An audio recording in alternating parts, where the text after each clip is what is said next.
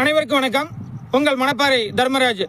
அனைத்து இந்திய அண்ணா திராவிட முன்னேற்ற கழகத்தினுடைய இருவரும் காவல் தெய்வங்களை வணங்கிக் கொண்டு பூக்களுக்கும் புன்னகையை கற்றுக் கொடுக்கும் பண்பு கொண்ட கழக பொதுச் செயலாளர் மாண்புமிகு முன்னாள் முதல்வர் புரட்சி தமிழர் ஐயா எடப்பாடியார் அவர்கள் இன்னைக்கு 2026 சட்டமன்ற தேர்தலுக்கான 2வது சுற்று 5 தேர்தல் வாக்குறுதியை கொடுத்திருக்காங்க. முதல் 5 வாக்குறுதியை கொடுத்த உடனே ஒட்டுமொத்த திமுக கூடாரமும் கோமாவிலிருந்து இன்னும் விடுபடலை. அடுத்த அடி மரண அடி இந்த திராவிட மாடல் அரசுக்கு பாடம் புகற்ற விதமா அறிவிச்சிருக்காங்க. குறிப்பா இங்கே தான் நாம சிந்திச்சு பார்க்கணும்.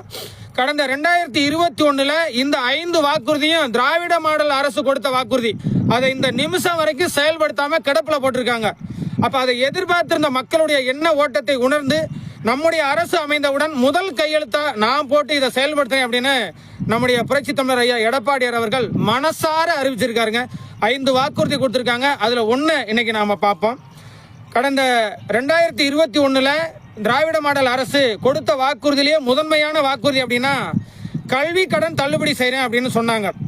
இன்னைக்கு இந்த அரசு ஆட்சி பொறுப்பேற்று 5 வருஷம் முடிய போது கிட்டத்தட்ட 2 அமாவாசை தான் இருக்கு.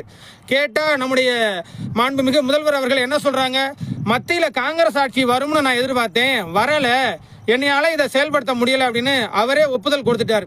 இப்ப இந்த கல்வி கடனை தள்ளுபடி செய்ய சொல்லி சட்டமன்றத்தில் எத்தனையோ போராட்டம் கூட பண்ணினாங்க நம்முடைய மாண்புமிகு பொதுச் செயலாளர் புரட்சி தமிழர் ஐயா எடப்பாடியார் அவர்கள். ஆனா செவி சாய்க்கிறதா தெரியல, அவங்களுக்கு ஆளுமை திறனும் கிடையாதுங்கிறது நமக்கு நல்லா தெரியும்.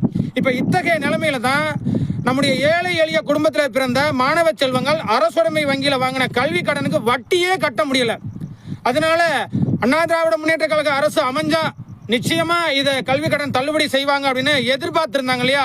அந்த மாணவர்களுடைய எண்ண ஓட்டத்தை உணர்ந்துதான் இன்னைக்கு நம்முடைய புரட்சி தமிழர் ஐயா எடப்பாடியார் அவர்கள் நம்முடைய அரசு அமைந்தவுடன் முதல் கையெழுத்து கல்வி கடன் தள்ளுபடி செய்றேன் அப்படின்னு இந்த 2வது சுற்று வாக்குறுதியா கொடுத்திருக்காங்க. நல்லா இங்க நாம சிந்திச்சு பார்க்கணும். கேட்டா கொடுக்கிற இடத்துல கல்வி கடன் மிக மிக முக்கியமான, ஏன்னா மிகப்பெரிய ஒரு தொகை. அதை தள்ளுபடி செய்யணும் அப்படின்னா மத்திய அரசு நமக்கு துணை நிற்கணும். மாண்புமிகு நம்முடைய புரட்சி தமிழர் ஐயா எடப்பாடியார் அவர்கள் கேட்டா எதையுமே ஒரு நிமிடம் கூட யோசனை பண்ணாம உடனுக்குடன் நம்முடைய எடப்பாடியார் அவருடைய எதிர்பார்ப்பை பூர்த்தி செய்து கொடுப்பாரு நம்முடைய மாண்புமிகு பாரத பிரதமர். இன்னைக்கு அனைத்து இந்திய அண்ணா திராவிட முன்னேற்ற கழகத்தினுடைய கூட்டணியில் மிக முக்கியமான பிரதான கட்சி பாஜக அரசு.